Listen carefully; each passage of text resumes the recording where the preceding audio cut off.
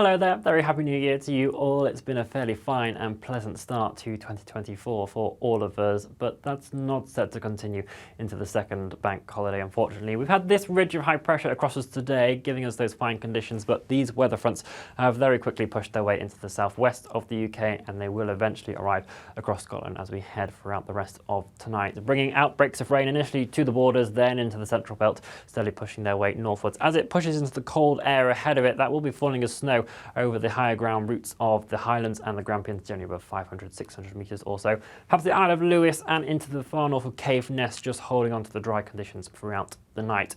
It will be quite a chilly evening to come. Some frost certainly developing, might even get as low as -6, -8 degrees Celsius in some very sheltered spots and glens. But once the rain starts moving its way in later on, that's also going to start feeding in some slightly milder air as well. So temperatures will just rebound a touch as we head towards dawn on Tuesday morning. As you wake up on the bank holiday, most of our towns and cities will be around 5, maybe 6 degrees Celsius, but still very chilly in some rural areas, particularly across the inland areas of the north, and a patchy frost is still possible for first thing.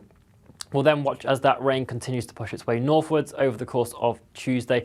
Very wet here across northern areas. Eventually it will stall across the north of the Highlands into parts of Orkney with some very persistent rain. Very windy across the Northern Isles, severe gales around for a time. There will be this drier slice into the afternoon, but there's potential for further rain to start pushing its way into the very far south, and with showers moving in from the west as well. So generally, the best chance of staying driest for the longest is probably parts of Fife into Angus, eventually into Aberdeenshire, Moray, into maybe the second half of the afternoon as well.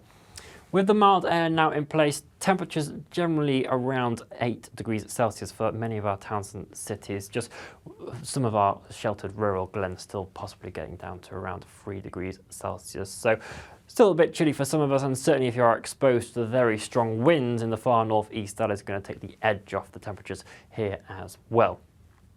Once we move into the evening and overnight period, we continue to see those showers that have started to push their way in from the west gradually transition further eastward, so outbreaks of rain potential for all areas. And this area of low pressure that has stored its way across northwestern areas, it's not really going anywhere anytime soon. It's going to stay there into Wednesday as well, with further showers swirling their way around. This occluded front as well, sticking its way across the far north, so Orkney and Shetland still seeing more persistent outbreaks of rain throughout a good portion of Wednesday. Some strong winds at times, the rain perhaps even falling as sleet to some lower levels as well. The showers will be most frequent in the west on Wednesday. Generally the further east and south you are, you've got the greatest chance of seeing some slightly more prolonged drier intervals. Could be still though rather cloudy for most of us, but there is the chance that we start to see a few bright patches eventually developing into the afternoon as well. And away from the far north, the winds will be easing out further towards central and southern areas as well. Temperatures relatively similar to the day before, if not down by a degree or so, so around 7 to 8 degrees Celsius for the vast majority of us there.